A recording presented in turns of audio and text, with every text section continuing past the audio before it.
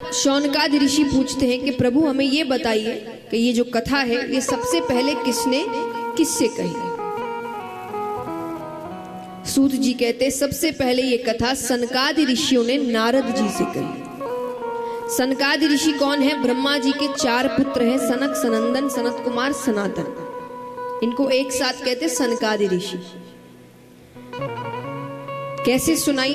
एक बार नारद जी, जिन्होंने पृथ्वी की बहुत प्रशंसा सुन रखी थी, पृथ्वी पर आते हैं, वृंदावन तक पहुंचते हैं, उससे थोड़ा आगे बढ़ते हैं, ऋषिकेश, हरिद्वार।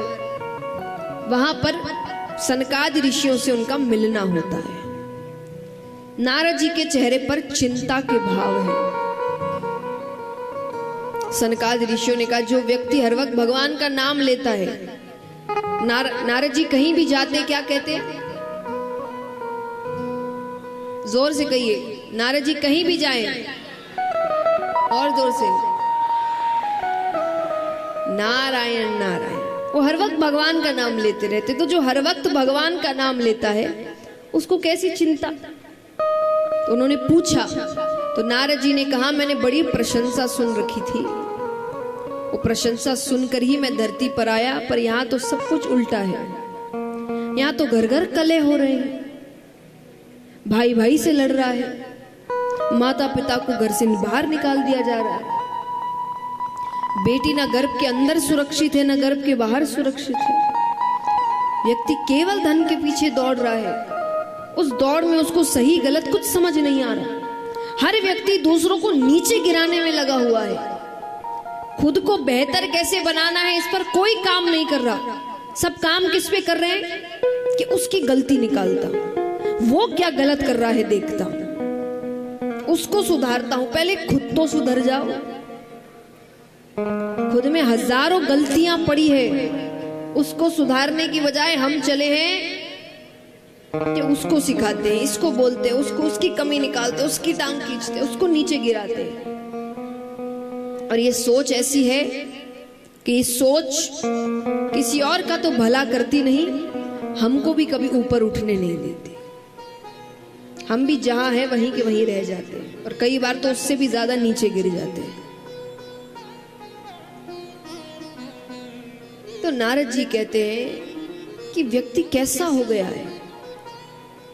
यही देखते देखते मैं वृंदावन की तट पर गया, तो वहां पर एक देवी स्वरूपा स्त्री बैठी है, बहुत रो रही है। उसके पास नीचे 2 वृद्ध पुरुष लेटे हुए हैं,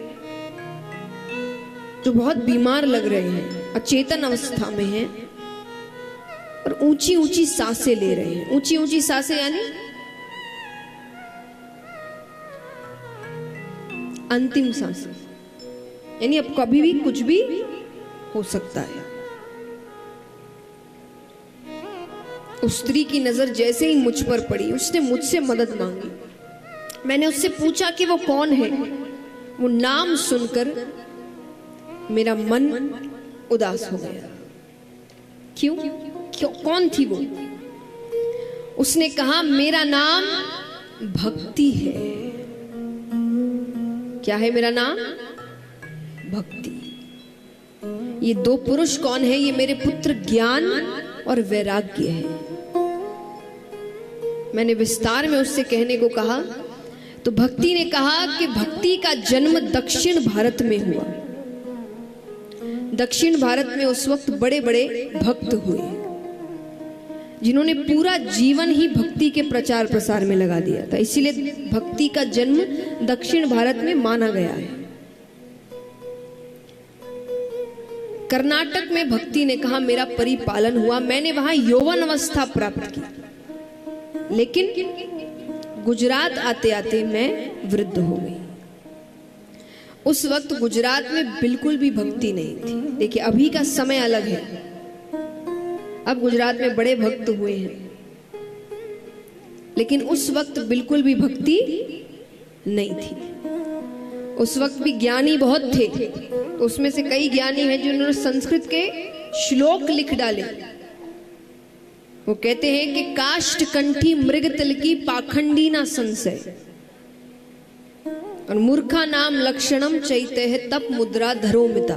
अर्थ, वो कहते हैं कि जो तुलसी की माला पहनते हैं, तिलक लगाते हैं, तप करते हैं, भगवान का नाम जप करते हैं, ये मूर्खों के लक्षण हैं।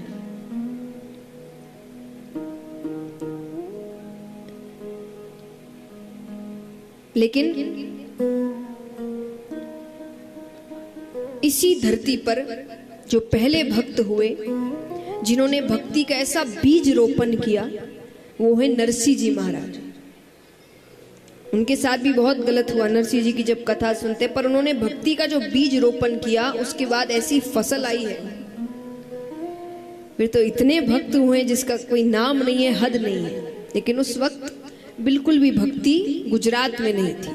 तो भक्ति ने कहा कि वहां मैं वृद्ध हो गई, लेकिन वृंदावन आते आते मैंने अपनी यौवन अवस्था प्राप्त कर ली, पर मेरे जो पुत्र हैं ये अभी तक वृद्ध है, आप इनके लिए कुछ करें। तो सनकादि ऋषियों ने कहा, तो आपने उनके लिए कुछ किया नहीं? बोले मैंने किया, मैंने कई वेद शास्त्र पुराणों के श्लोक कहे, पर मैं जब तक कहता तब तक तो वो चेतन अवस्था में रहते। मैं जैसे ही चुप हो जाता वापस अचेतन अवस्था को लौट जाते, बेहोश हो जाते। मुझे समझ नहीं आ रहा मैं क्या करूं, आप ही बताइए। तब सनकादि ऋषियों ने कहा, एक काम करिए, आप श्रीमद् भागवत कथा सप्ताह पारायण करिए। सप्ताह पारायण यानी 7 दिन की कथा। महीना पारायण भी होता है, 1 महीने की कथा, यानी इतनी कथाएं हैं। पर उन्होंने कहा आप सप्ताह पारायण करिए। नारद जी ने कहा, जब आप कह रहे हैं तो कर भी आप ही दीजिए, कि सुझाव आपने दिया है तो कर भी आप ही दीजिए। तब सनकादि ऋषि भक्ति ज्ञान वैराग्य सभी के साथ मिलकर श्रीमद् भागवत कथा सप्ताह पारायण करते हैं। पहले दिन की कथा, दूसरे दिन, तीसरे दिन, चौथे दिन, 5वें दिन, 7वें दिन जब कथा संपूर्ण होती है, तब वहां पर साक्षात परम पिता परमेश्वर भगवान विष्णु आते हैं। बोलिए विष्णु भगवान की। ज्ञान और वैराग्य को उनकी यौवन अवस्था देते हैं भगवान। भक्ति से कहते हैं कि उसे वरदान में क्या चाहिए, तो भक्ति कहती है वरदान कहिए या वचन कहिए, मैं आपसे सिर्फ एक वचन मांगना चाहती हूं। एक बात बताइए, भगवान को प्राप्त करने के 2 रास्ते हैं जाने माने, कौन कौन से है वो? सबसे आसान पहले बता दो, कि एक हम बता दिए, दूसरा कोई और बताए। चलिए, बहुत होशियार। एक भक्ति और ज्ञान। एक होता है भक्ति, नाम संकीर्तन, नाम जप से भगवान को प्राप्त करते हैं। एक है ज्ञान, वेद शास्त्रों पुराणों का ज्ञान होता है, उससे भगवत प्राप्ति होती है। इसमें से ज्यादा महत्वपूर्ण, ज्यादा आसान कौन सा है? जोर से कहिए। ये हमें लगता है नहीं। भक्ति बहुत कठिन है, क्योंकि भक्ति का मतलब केवल भजन कीर्तन नहीं होता कि भजन कर लिया भक्ति हो गई। भक्ति में पूर्ण समर्पण चाहिए। जैसे आप नरसिंह भगत की कथा सुनते हैं, भगवान बड़ी परीक्षाएं लेते हैं एक भक्त की। इस हद तक परीक्षा लेते हैं कि वो इस स्थिति में आ जाए कि अब या तो वो कहे कि मैं कुछ नहीं मानता, या वो उस वक्त भी भगवान पर भरोसा रखे। जिसने भरोसा रख लिया उसका 56 करोड़ का भगवान ने मायरा भर दिया, यानी उसकी लाज रख ली भगवान ने। पर वो लाज रखने से पहले भगवान ऐसी परिस्थितियां सामने करते हैं कि कोई भी दूसरा व्यक्ति कहे कि मुझसे तो अभी और नहीं होगा, मुझे तो नहीं लगता भगवान कहीं है। तो भक्ति में पूर्ण समर्पण चाहिए कि कोई भी परिस्थिति आए, दुख सुख कुछ भी, उसको भरोसा है कि वो जो करता है सही करता है, उसको भक्ति कहते हैं। तो यहां पर लेकिन फिर भी भक्ति को बहुत महत्वपूर्ण माना गया है। इसका कारण है, जैसे मान लीजिए बच्चे, हम पढ़ाई करते हैं ना, बड़ी बड़ी डिग्रियां लेते हैं, MBA है, इंजीनियरिंग है, तो उसमें दो तरीके के कॉलेजेस होते हैं। एक कॉलेज है जहां से आपको डिग्री मिलती है, और एक कॉलेज है डिग्री के साथ साथ वहीं आपको जॉब भी मिलती है। सब आते हैं, वो आपको जॉब भी देते हैं। तो कौन सी कॉलेज ज्यादा अच्छी होती है बताइए? जिसमें डिग्री के साथ साथ जॉब की भी गारंटी है कि जॉब भी मिल जाएगी। तो भक्ति और ज्ञान में बस इतना ही अंतर है।